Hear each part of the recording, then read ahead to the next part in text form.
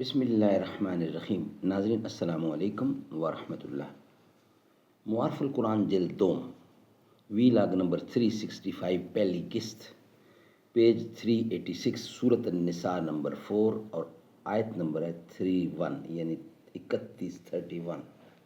ناظرین، روزانہ کی بنیاد پر ہم آپ کے سامنے رکھ رہے ہیں قرآن کریم کا ترجمہ، تشریح، تفسیر اور تلاوت کلام پاک۔ ناظرین، اس کتاب کا ٹائٹل ہے معارف القرآن جلد نمبر 2، سورت آل عمران سے لے کر سورت النساء تک، پارہ نمبر 3 کا رکوع نمبر 9 سے لے کر پارہ نمبر 6 کا رکوع نمبر ہے 4۔ رائٹر اس کتاب کے حضرت مولانا مفتی محمد شفیع صاحب عثمانی رحمۃ اللہ علیہ، مفتی اعظم پاکستان۔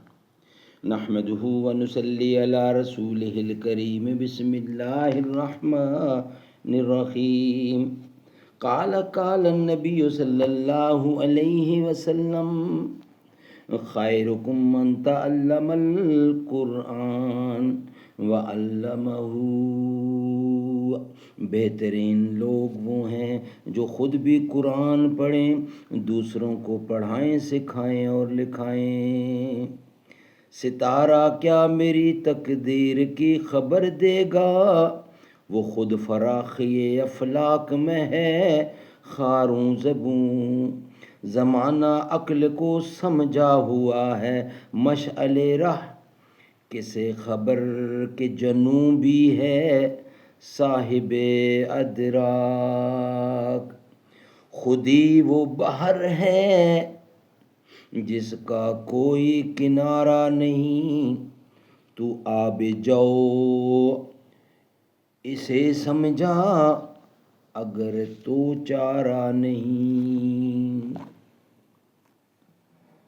ناظرین، وی لاگ نمبر 365 اور پہلی قسط ہے اور صفحہ نمبر 386۔ سعین کی ایک حدیث میں ہے کہ حضرت صلی اللہ علیہ وسلم نے فرمایا کہ یہ بات کبیرہ گناہوں میں سے ہے کہ کوئی شخص اپنے ماں باپ کو گالیاں دے۔ صحابہ کرام نے عرض کیا کہ یا رسول اللہ، یہ کیسے ہو سکتا ہے کہ کوئی شخص اپنے ہی ماں باپ کو گالیاں دینے لگے؟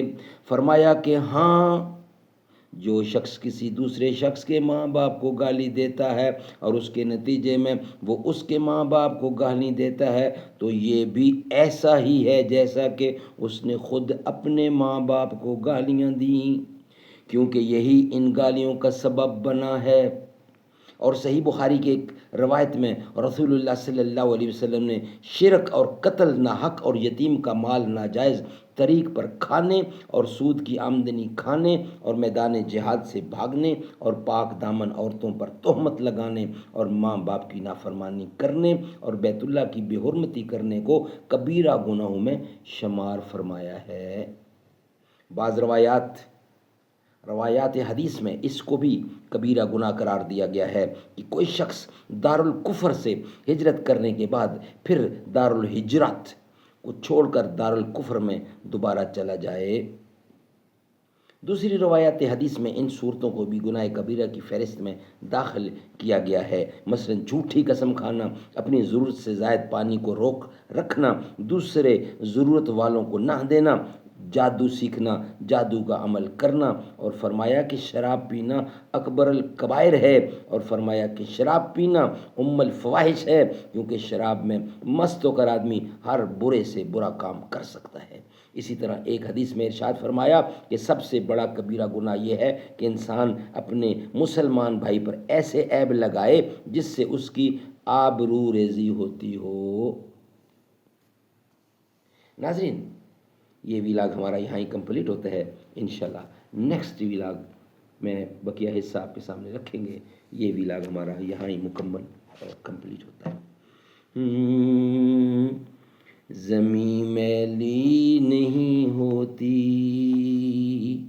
زمن میلا نہیں ہوتا، محمد کے غلاموں کا کفن میلا نہیں ہوتا۔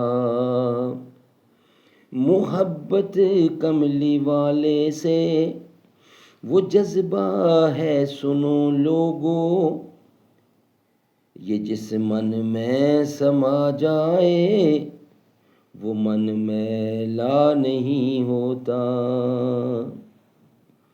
محمد کے غلاموں کا کفن میلا نہیں ہوتا، گلوں کو چوم لیتے ہیں سحر نم شبنمی قطرے، نبی کی نعت سن لیں تو چمن میلا نہیں ہوتا۔ جو نام مصطفیٰ چومے نہیں دکھتی کبھی آنکھیں، پہن لیں پیار جو ان کا بدن میلا نہیں ہوتا۔ نبی کا دامن رحمت پکڑ لو اے جہاں والو، رہے جب تک یہ ہاتھوں میں چمن میلا نہیں ہوتا۔ میں نازاں تو نہیں فن پر مگر ناصر یہ دعویٰ ہے، ثنائے مصطفیٰ کرنے سے فن میلا نہیں ہوتا۔ زمیں میلی نہیں ہوتی، زمن میلا نہیں ہوتا۔